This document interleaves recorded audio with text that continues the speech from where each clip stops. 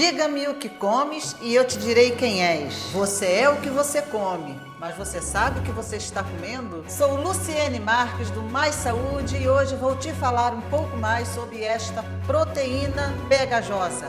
Glúten, assassino silencioso. Mas antes de começar, desce aí a tela e se inscreve no canal. Isso é muito importante para você receber as novas atualizações, todos os nossos vídeos que são lançados semanalmente. Roda a vinheta que eu já volto.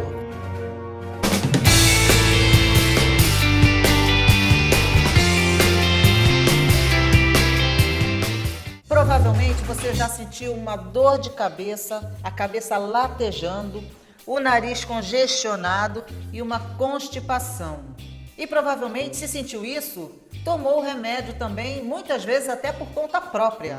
Não sei como funcionou com você, mas com muitas pessoas de nada adiantou. Os sintomas persistiram. E o que fazer quando não há melhoras com remédios e o diagnóstico é difícil de ser definido? Como acontece com muitas pessoas que sofrem de dores e mal-estar durante anos e não encontram uma solução. Isso aconteceu comigo por volta dos 20 anos. Nessa época, eu resolvi pôr fim a uma dor de cabeça que eu sentia a vida toda. Fui para o hospital e depois de fazer diversos exames, diversas consultas com neurologistas, o médico sentou na minha frente e me disse a conclusão: tem dores de cabeça que sentimos a vida inteira e nunca descobrimos a causa. E eu, aos 20 anos, tive que ouvir isso. Esta sentença.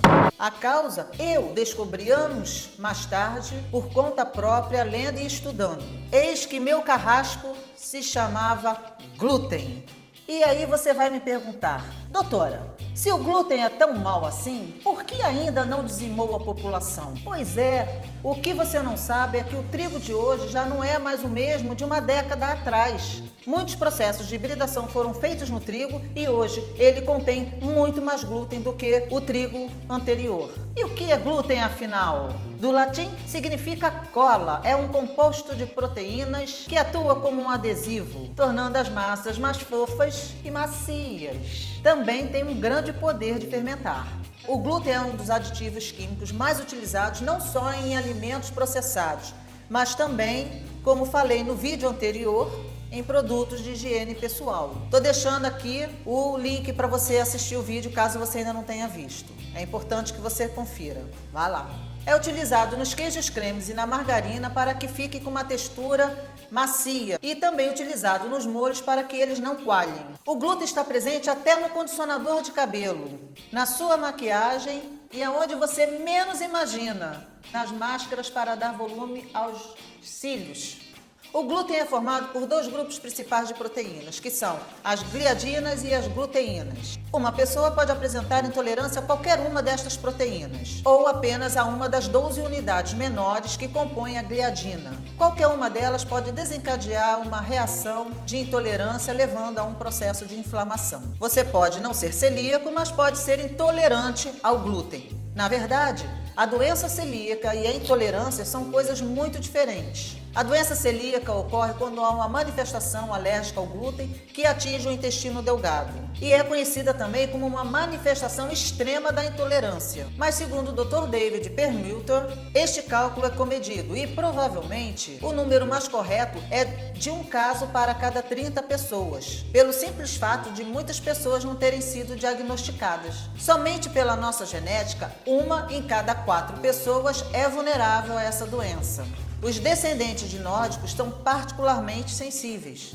Além do mais, as pessoas podem ter predisposição apenas para uma ligeira alergia ao glúten e assim aumenta o círculo de intolerância ao glúten. Mas a doença celíaca não afeta somente o intestino. Quando os genes dessa doença se manifestam, a intolerância ao glúten se traduz em uma doença para a vida toda, afetando pele, membranas mucosas, podendo causar feridas na boca. Pode afetar o intestino delgado ou qualquer outro órgão. Esta informação é extremamente importante porque mesmo que a pessoa não sofra da doença celíaca, ela pode ser sensível. E aí, nesse caso, não só o seu intestino, mas todos os seus órgãos, inclusive o cérebro, pode estar correndo perigo. Por essa característica pegajosa do glúten, ele interfere na dissolução e absorção dos nutrientes. Os alimentos mal digeridos formam uma pasta no intestino, desencadeando um sinal de alerta para o sistema imunitário, para que este entre em ação. E isso resulta num ataque às mucosas do intestino delgado. E os sintomas são náuseas, diarreias, prisão de ventre e dores intestinais. Mas muitas pessoas não sentem esses sintomas. Isso não significa que elas estejam livres dos ataques do glúten. Estas pessoas podem não terem a manifestação dos problemas gastrointestinais, mas podem estar sofrendo ataques silenciosos em outras partes do corpo, como, por exemplo, o sistema nervoso. E toda vez que o nosso organismo sofre um ataque invasor ou interpreta assim, a contrapartida é inflamar e o sistema imunitário continua enviando químicos inflamatórios e células assassinas, na tentativa de combater o inimigo, como acontece em uma guerra.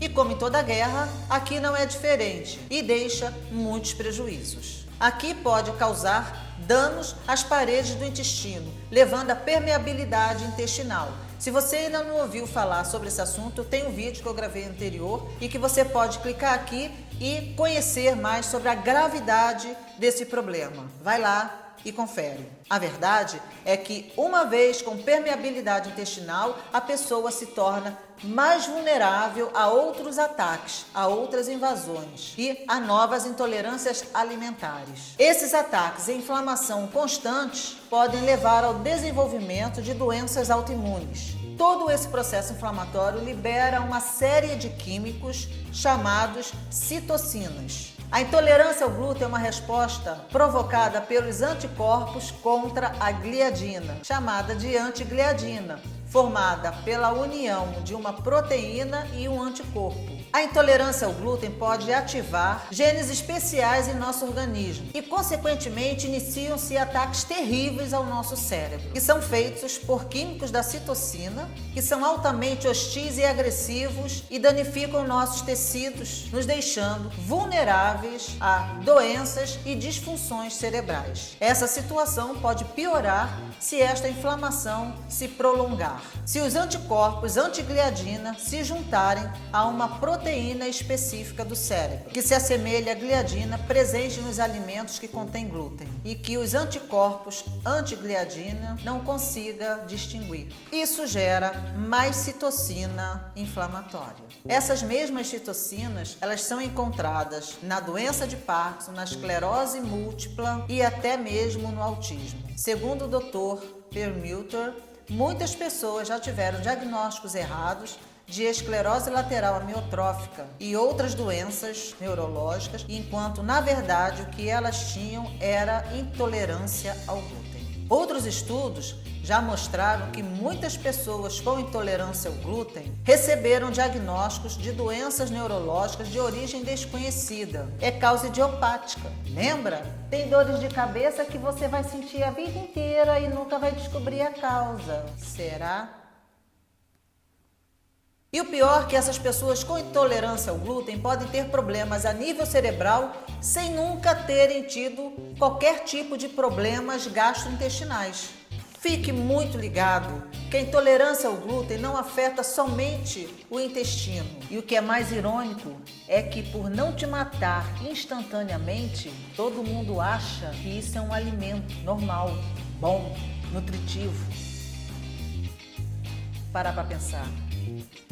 Gostou desse vídeo? Dá um like aqui embaixo, compartilhe com seus amigos, compartilhe nas redes sociais. Prevenção é tudo. Já bebeu água? No próximo vídeo vou te falar sobre água. Até lá!